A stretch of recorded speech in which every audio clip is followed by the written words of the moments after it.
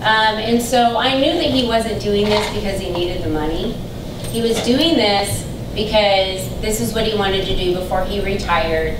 And I think it was just fate that he happened to come to this company to work with me and really feel like that's why he was there. So his goal before he retired, which he retires this October, was to get me to advance my career, to get me where I wanted to be. So he gave me the opportunity to really attend a lot of networking opportunities that I didn't have before.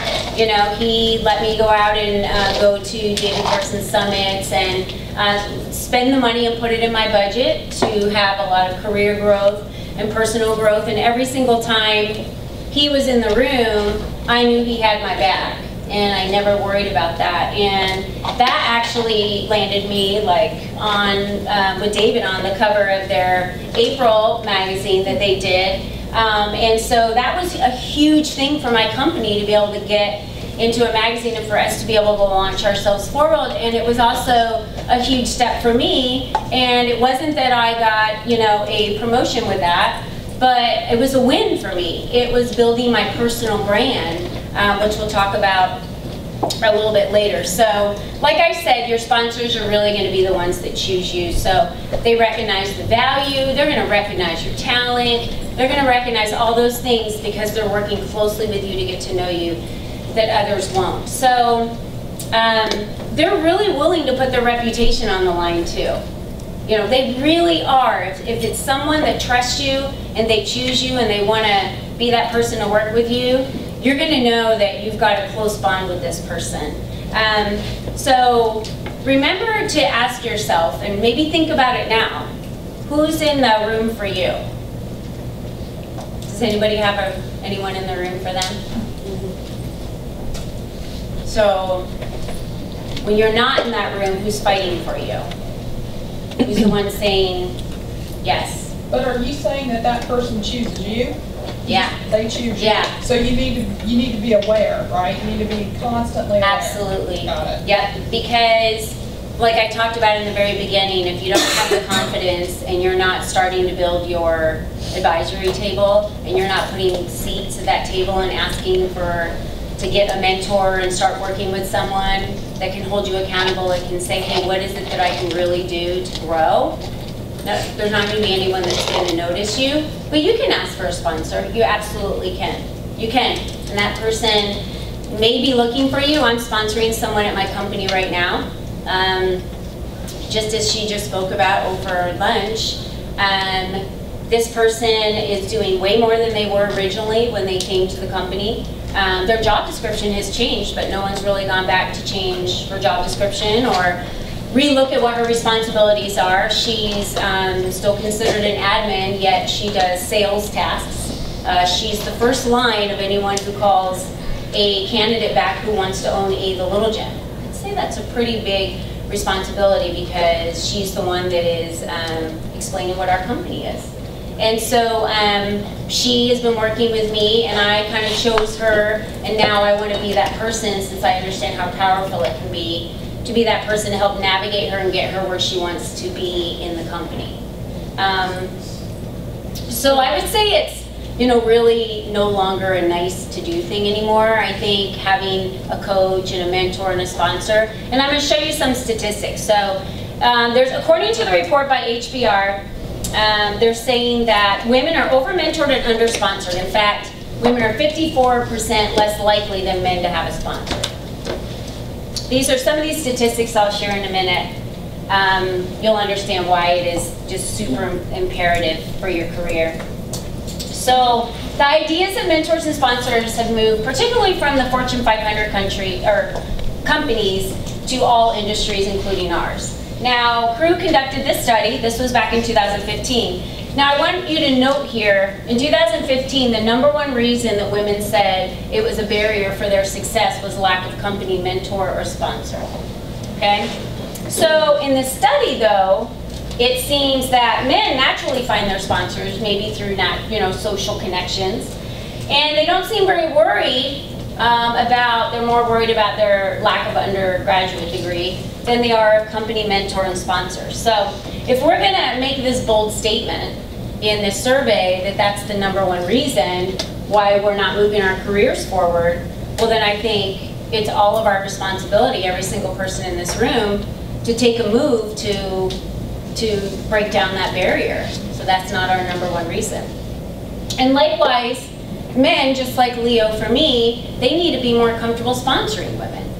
All right, so, and then as you rise in your organization, I think it's super important that you also recognize the power of what it can do for you, and then to go and empower someone else and help someone else through that organization.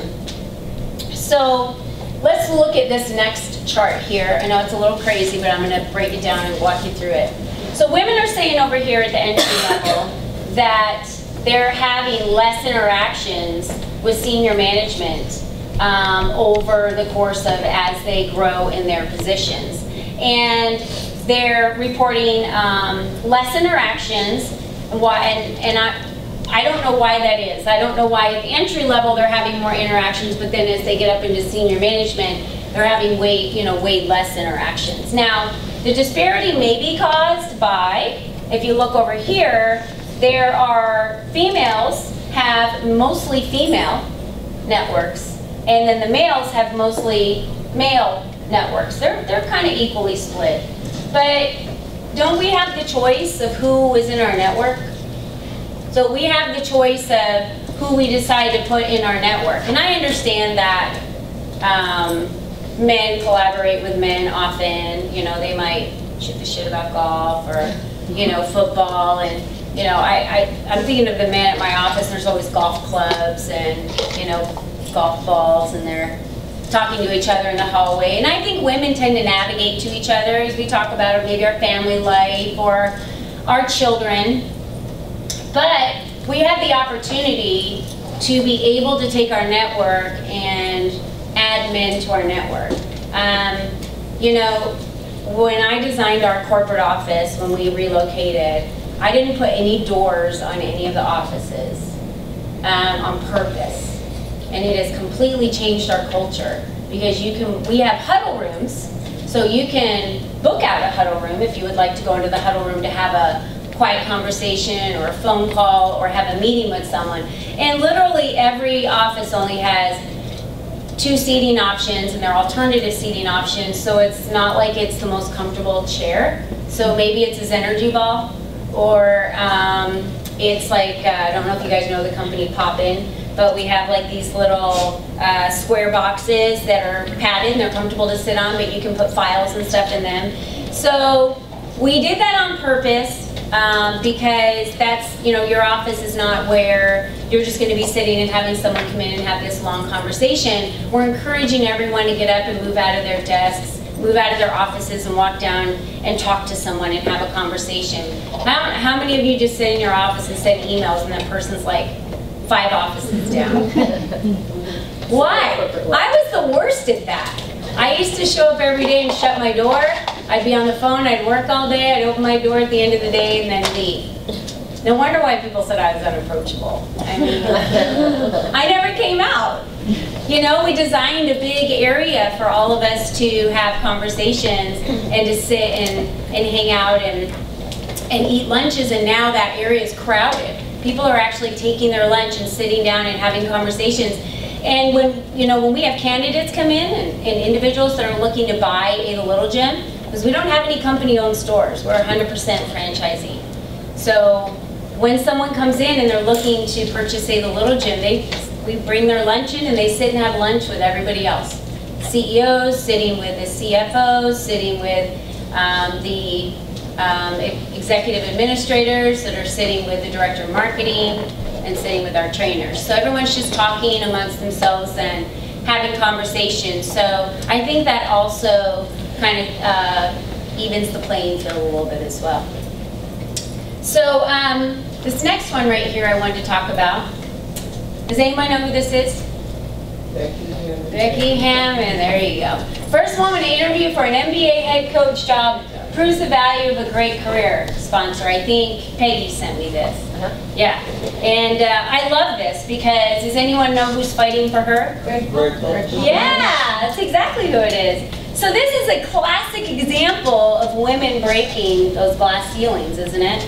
She's the first woman to ever be an assistant coach in the NBA, right? She was in the WNBA, and she actually met Greg Popovich at the airport after the 2012 Olympics. He knew of her, he was a coach there, she was a player there. And they ran into each other at the airport and actually shared a plane on the way home. And she must have sold herself, because the article goes on to read that that she had a, she's a sharp coach, that she has a sharp coach and command attention, respects professional basketball players. But it's clear that her advancement potential also speaks to her pursuit of Popovich's sponsorship, which, more than mentorship, can elevate the career of women in traditionally male fields. And that is what the article said. It's just definitely nothing I wrote. And I think this is a traditional male field. When I started, it was all suits in the room. I was usually one out of, there was maybe 3 women in the room, and any networking event I went to, I love seeing so many women in this industry. It is amazing. There's so much we can do. So I love it that they met on a plane, because I was driving one day, heard a talk show, and I heard Zachary Hall on this talk show talking about don't sleep on planes, and I turned it up and listened, because I was the one that would just like check out on a plane. I used to think it was actually amazing when they didn't have Wi-Fi, or they didn't have any of that, because I was like, oh, I'm going to be on a plane. I'm going to be on a flight all day. Sorry, I'll have to get back with you when I land. Wasn't that the best like downtime? You could just throw your headphones on and just kind of